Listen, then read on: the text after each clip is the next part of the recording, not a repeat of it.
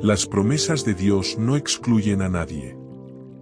Bien claramente se nos dice en la Escritura, Dios quiere que todos los hombres se salven y lleguen al conocimiento de la verdad. 1 Timoteo 2:4. En esto estuvo, precisamente, la equivocación de muchos judíos, que pensaron, erróneamente, que el Mesías era solo para ellos.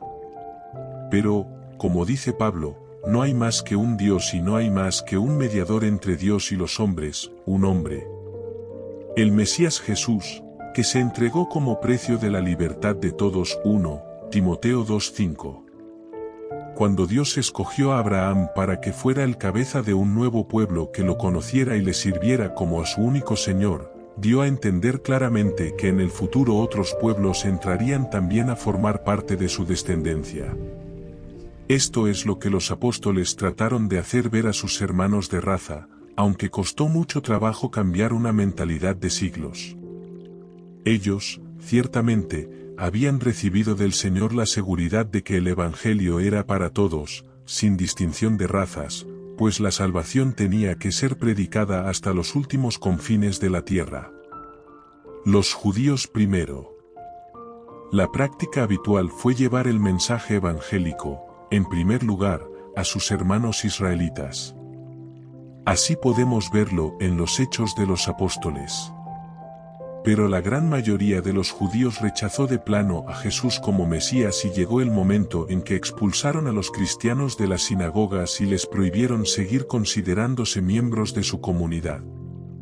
Esto, ciertamente, no afectó mucho a los discípulos de Jesús, pues si se mantenían participando de las actividades del pueblo judío, era porque creían sinceramente que la Iglesia venía a ser la prolongación, en la historia, del judaísmo como religión, y la depositaria última de las promesas hechas a Abraham. Al tener que romper con los judíos, los cristianos lo hicieron lamentando su fracaso en convencerlos de que en Jesús se cumplieron las profecías mesiánicas, y de que Él era el único al que se podía esperar. Claro que hubo judíos que se hicieron cristianos, pero, en total, no dejaron de ser una minoría entre los miembros del pueblo elegido. No todos entendieron igual. Algo que llama la atención es que, desde los primeros tiempos, hubo quienes no entendieron el mensaje cristiano como los demás, por lo mismo, se apartaron del grupo principal de la Iglesia, creando con ellos separación y sectarismo. Este dato es importante, pues nos hace ver que la desunión entre los discípulos no es algo moderno, sino un fenómeno con el que ya tuvieron que luchar los propios apóstoles. A guisa de ejemplo veamos estas palabras del apóstol San Pedro en su segunda carta.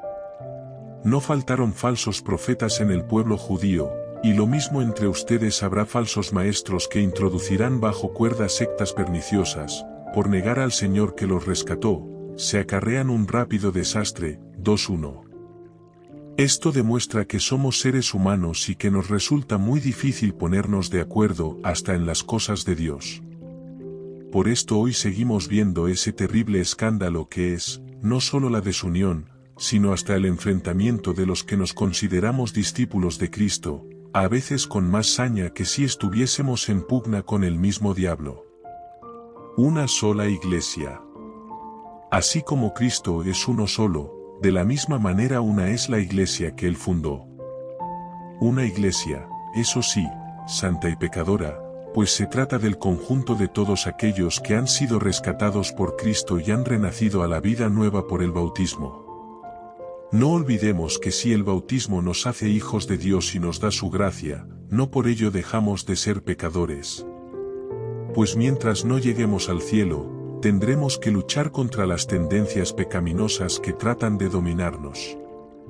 Por eso en los 2000 años de su historia, la Iglesia ha ido superando muchos obstáculos, tanto externos como internos, pero nunca ha sucumbido, pues tiene con ella la fuerza poderosa de aquel que le prometió: sobre esta piedra edificaré mi iglesia, y las puertas del Hades no prevalecerán contra ella.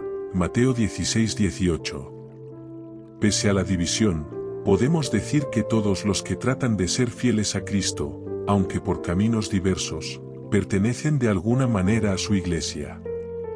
Qué bello fuera que todos los cristianos formáramos filas en una sola iglesia. Pero eso es algo que veremos solo cuando nos congreguemos, por fin, en la casa del Padre.